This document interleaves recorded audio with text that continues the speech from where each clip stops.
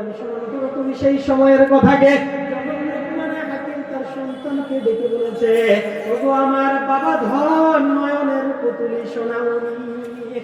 এখানে যিনারা আলেম আছেন ওনারা বুঝতে পারবেন এই আয়াতের ব্যাখ্যা। ইবনুন মানে হচ্ছে ছেলে, কিন্তু আল্লাহ সুবহানাহু ওয়া তাআলা এখানে বলেছেন যে আবুনাইয়া, এখানে তাসগীর করা হয়েছে।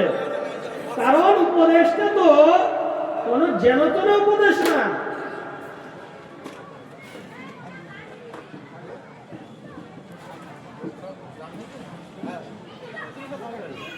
কারণ উপদেশটা এইদিকে লক্ষ্য করেন, এইদিকে ওদেরকে ওদের কাজ করতে দেন। আপনারা যদি সত্যিকারে শুনেন তাহলে বলি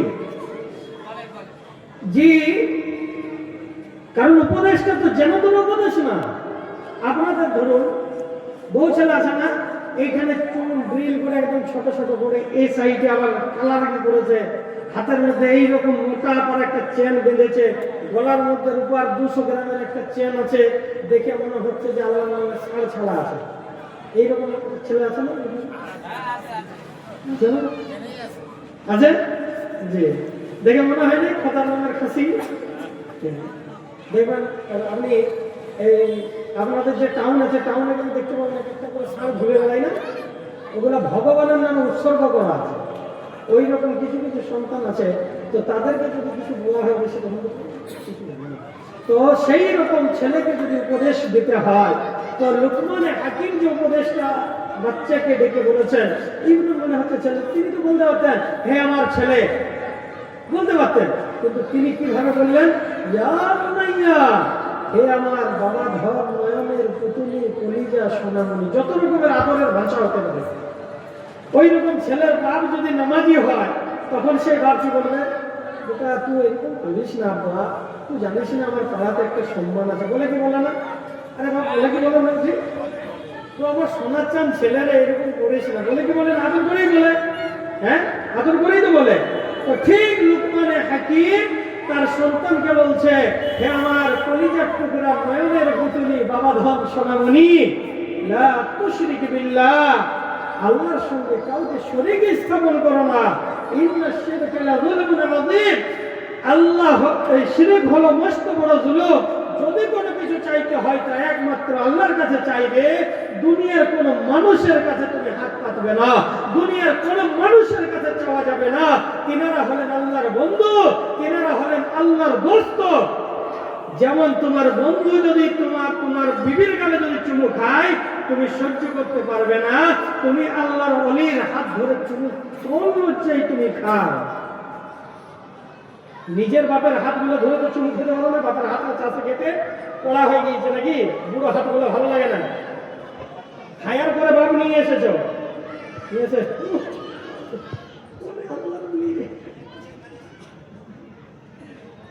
মাতা পিতাকে সুখে রাখুন, তিনারাই আপনাদের জন্য বড়। আল্লাহর সঙ্গে কাউকে শরীক স্থাপন করা যাবে না। আমার ভাইয়েরা, চাইতে হবে আল্লাহর কাছে, আল্লাহ ব্যতীত কারো কাছে চাওয়া যাবে না। আল্লাহ বলেন আমার যারা বান্দা হবে তাদের আরেকটা গুণ হবে, তারা কোনোদিন শিরকের গুনাহ করবে না। সুবহানাল্লাহ হবে না? দ্বিতীয় আল্লাহ রাব্বুল আলামিন বলেন আমার যারা বান্দা হবে তারা চাইবে আমার কাছে, তারা দুনিয়ার কোন মানুষের কাছে হাত পাতবে না, তারা দুনিয়ার কোন মানুষের কাছে বলবে না, দুনিয়ার কোন মানুষকে বলবে না যে আমার এই হয়েছে আমার সেই হয়েছে। আজ দুনিয়াতে দেখেন, দুনিয়াতে বহু মানুষ আপনাদের সম্মুখে দেখা যাবে, বহু মানুষ আপনারা এমন পেয়েছেন যে লোকের গাড়ি আছে, বাড়ি আছে, ধন আছে, সম্পত্তি আছে, সমস্ত কিছু আছে, তারপরেও তার মনের মধ্যে একটা টেনশন চিন্তা ঘুরে বেড়ায়, মানুষের কাছে বলে বেড়ায় আমার এই নাই সেই নাই, বলে কি বলে না, বলে কি বলে না? এগুলো হলো আল্লাহর পক্ষ থেকে আযাব। আল্লাহ বলেন বান্দা যখন তুই আমার কাছে চাওয়া বাদ দিয়ে তুই যখন মানুষের কাছে বলে বেড়াবি, তখন তোর জীবনে আমি কিছু অভাব মতো মেনে দেব, কিছু অভাব দেখা দেবে, কিছু অভাব দেখা দেবে। তো এই জন্য চাইতে হবে আল্লাহর কাছে, এই জন্য চাইতে হবে আল্লাহর কাছে। আল্লাহ উপদেশ কোথায় দিয়েছেন? সূরা ফাতিহার মধ্যে আগেই শুনিয়ে দিয়েছি, ইয়াকা না'বুদু ওয়া ইয়াকা নাস্তাঈন। ওগো মাবুদ, তোমারই আমরা ইবাদত করলাম, তোমার কাছে সাহায্য প্রার্থনা করলাম। আমার হিন্দু ভাইরাও বলে কৃষ্টিতে সর্বলোকেশ্বরাই তমেকং জগৎপালকং সর্বপ্রকাশং। আমি আমি পূজা আরাধনা করি, কিন্তু আমি একজন উপরওয়ালার উপরে বিশ্বাস স্থাপন করি। তোমরা কি জানতে চাও সেই বিশ্বাস সেই উপরওয়ালাটা আমার কেমন? তখন তিনি বলেছেন, তিনি আমার রুজিদাতা, তিনি আমাকে খামান, তিনি আমাকে জীবিত রেখেছেন, তিনি আমাকে বানিয়েছেন, তিনি হলেন আমার স্রষ্টা, তিনি হলেন গোটা জগতের স্রষ্টা। আমরা কোথায় বলেছি? কোরআন যখন খুললাম সেখানেই বলে দিলাম আলহামদুলিল্লাহি রাব্বিল আলামিন। বলেছি কি বলি নাই বাপ? বলেছি কি বলি নাই আমরা এই কথা? আল্লাহ রাব্বুল আলামিন হলেন সমস্ত জগতের পালনকর্তা। এই জন্য চাইতে হবে আল্লাহর কাছে, আল্লাহ ছাড়া কারো কাছে চাওয়া যাবে না। আমার নবী বিশ্ব নবী নবী মুহাম্মদুর রাসূলুল্লাহ সাল্লাল্লাহু আলাইহি ওয়াসাল্লাম যে তরিকা দিয়ে গেলেন, যে কাজ তিনি আমাদেরকে দেখিয়ে গেছেন, যে রাস্তা আমাদেরকে দেখিয়ে গেছেন, সেই রাস্তার পথিক হতে হবে। তাহলে যা চাইবো আল্লাহর পক্ষ থেকে সেটাই নেমে আসবে। আর যদি সেই রাস্তায় না চলি, জীবনে আল্লাহর পক্ষ থেকে কোনো জিনিস আসবে না। আপনাদের কাছে আমার প্রশ্ন হলো, যুদ্ধের ময়দানে যখন সাহাবারা গিয়েছে, বদরের প্রান্তরে যখন চলে গিয়েছে, উহুদের ময়দানে যখন চলে গিয়েছে, সরাসরি আসমান থেকে ফেরেশতা অবতরণ করে আল্লাহ সাহায্য পাঠিয়েছেন কিনা? পাঠিয়েছেন কিনা? পাঠিয়েছেন তো ভাই? জি। তখন তিনারা কি ফেরেশতা ছিলেন? তিনারাও মানুষ ছিলেন। তখন যে আল্লাহ ছিলেন, এখন কি সেই আল্লাহ পরিবর্তন হয়ে গেছে? তখন যে জমিনটা ছিল, এখন কি সেই জমিনটা চেঞ্জ হয়েছে? জি। আসমানটা কোনো পরিবর্তন হয়েছে? কোরআনের মধ্যে কোনো রদবদল হয়েছে? তখনও যা মানুষ ছিল তাই আছে, এখনো যা মানুষ, তখন যেটা ছিল এখনো তাই আছে। তখন যিনি খালিক ছিলেন এখনো সেই খালিকেই বসে আছেন। শুধু চাওয়ার মতো মানুষ নাই, চাওয়ার মতো মানুষ নাই। সকালবেলায় উঠে বলছে বাবরি বাবরি দখল বলছে, তোকে যদি বলা হয় তো যেতে পারবে? বলছে ধুই নাই। বাকি আর খুলে বলছি না, আপনারা বুঝলেন? চায়ের দোকানে বসে ফুটো নেমাচ্ছে, বাবরি ওদের দখলে চলে গেল। কি করলি তোমার? ওকে যখন ঘুরে প্রশ্ন করা হলো, তুই ধরতে পারবি? মসজিদ খুলে দিলে এখন তো ধুই নাই, ধুবো তারপরে ধুবো। বুঝতে পারেন? বুঝেই ভালো। আমার বন্ধুরা, এই তো মুসলমানের পরিস্থিতি, এই তো অবস্থা। এই জন্য আমার ভাইরা, রসুল যে তরিকা দিয়েছেন সেই তরিকার উপরে দাঁড়াতে হবে। আর এরপর চায়ের দোকানে বসে বিড়ি হতে জানে সেই মনটা ভালো লাগে, ভালো লাগে, কথা ভালো বলে নাই, সুর ভালো লাগে। চাচা সুরা ফাতিহাটা বলেন তো, সে এমন বলে দেবে যেমন ফেরেশতা থাকবে। আমার ভাইরা, আমার নবী বিশ্ব নবী আমাদেরকে পথ দিয়ে গেছেন, আমাদেরকে রাস্তা দেখিয়েছেন। সেই রাস্তার উপরে আমি আপনি যদি চলতে পারি তাহলেই হলো সফল কাম। আর এমন দুনিয়াতে থেকে আল্লাহর পক্ষ থেকে সাহায্য আমাদের জন্য নেমে আসবে, সেটাও স্বচক্ষে আমরা দেখতে পাবো। আর যদি এইভাবে লটারির টেবিলে আমি গিয়ে দাঁড়াবো আর আল্লাহর সাহায্য, বিসমিল্লাহ, পকেটে ঢুকে বলছে দাম হয়ে যাবে, বিসমিল্লাহ, এরকম লটারি খরচ, সুদের টাকাটা নিচ্ছে, আলহামদুলিল্লাহ, সুদের টাকা, এগুলো তো হারাম করে যান না। আমার জন্য সম্মান, আল্লাহ আমাকে জন্য সাহায্য পাঠাচ্ছেন।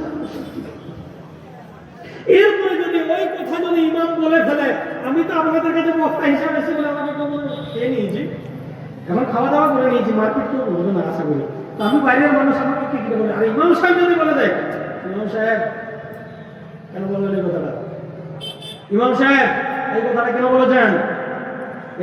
এটা সুদ, এটা হারাম, এটা যদি ইমাম সাহেব বলে দেয় তাহলে বাস সেই ইমামের চাকরি আর নাই।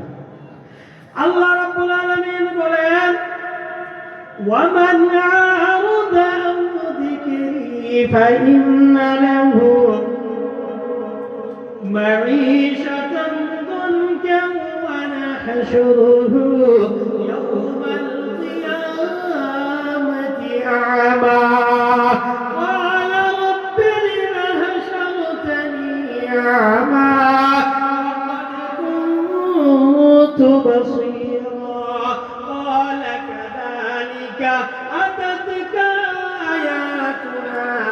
نسيتها وكذلك اليوم تنسى আল্লাহ রাব্বুল আলামিন বলেন তোমাদের কাছে আমার আয়াতখানা নিয়ে যাওয়া হয়েছে আমার হাবিবের মারফতে তোমাদের কাছে আমি আয়াতখানা প্রেরণ করলাম তোমাদের কাছে আমি আয়াতখানা পাঠালাম তোমরা যখন আমার আয়াত থেকে মুখ ফিরিয়ে নেবে যখন আমাদের কাছে বলা হলো টাকাকে তোমরা এইভাবে খাটিও না এটা সুদ এটা তোমাদের জন্য হারাম করে দেওয়া হয়েছে লটারিটা এক প্রকার তোমাদের জন্য জুয়া আজকাল তোমাদের জন্য জুয়া এই জিনিসগুলো তোমরা করো না যখন বলা হলো এটা তো কোরআনের আয়াত আপনাদের কাছে উপস্থাপন করা হলো আপনারা যদি না মেনেও যদি সেই জায়গায় যান তাহলে আয়াতকেও স্বীকার করা হলো আল্লাহ এই কথাই বলেছেন বিকরি ফাইন্না লাহু মাঈশাতান দানকা ওয়া নাহশুরুহু ইয়াওমাল কিয়ামাতি আ'মা আল্লাহ রাব্বুল আলামিন বলেন যখন আমার আয়াতখানা তোমাদের কাছে উপস্থাপন করা হবে আমার আয়াত থেকে যখন তোমরা মুখ ফিরিয়ে নেবে তোমাদের কাছে দুটি আযাব আমি দিয়ে দেব এক নম্বর তোমাদের কাছে আযাব এটাই আসবে তোমরা ঠেলো মাল দৌলত কামাবে তোমাদের মাল দৌলতের মধ্যে সম্পত্তির মধ্যে কোনো রকমের ত্রুটি থাকবে না তারপরেও তোমাদের মনের মধ্যে একটা টেনশন আমি দিয়ে দেব মনের মধ্যে কোনোদিন শান্তি তোমাদের থাকবে না যেখান থেকে তোমার সম্মান পাওয়া দরকার হবে সেই জায়গাতেই তুমি অসম্মান হবে যেখানে তোমার ভালোবাসা পাওয়া দরকার ছিল সেখান থেকে ভালোবাসা নষ্ট হবে বাপ বেটা বাপ বলে ডাকবে না স্ত্রীর স্বামী বলে ডাকবে না মনের মধ্যে অশান্তির ঢেউ বয়ে যাবে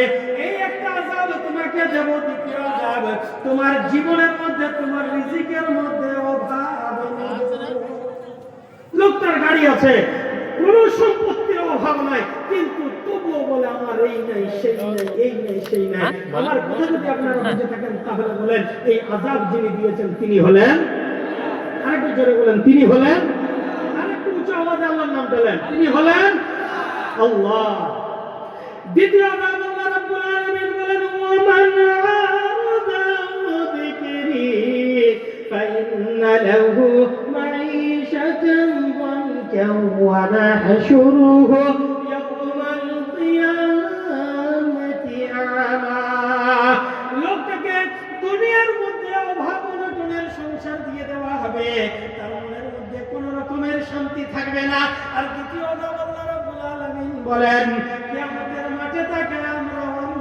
আমি অন্ধ বানিয়ে দেব এরপরে সেই ব্যক্তি বলবে ক্বালা রাব্বি লিমা হাশারতানি আ'মা ওয়া ক্বাদ কুনতু বাসীরা ও রাব্বুল আলামিন দুনিয়াতে যখন ছিলাম দুনিয়াতে তো দুনিয়ার সমস্ত রকম জিনিসগুলোকে দেখে